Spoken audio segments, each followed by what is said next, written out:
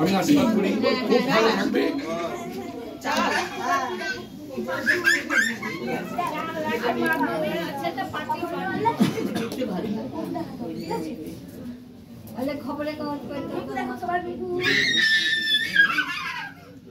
কাকিমা হ্যাঁ ও তো বাবা দুজনেই খুব ভালো থেকো।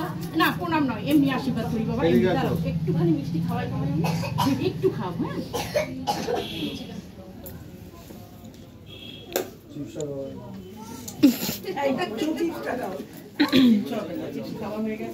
আমার ছোট ছেলের বাকি ছিল, বিয়ে হতে হয়ে গেল, ব্যাস এবার আশীর্বাদ করি বাবা, এমনি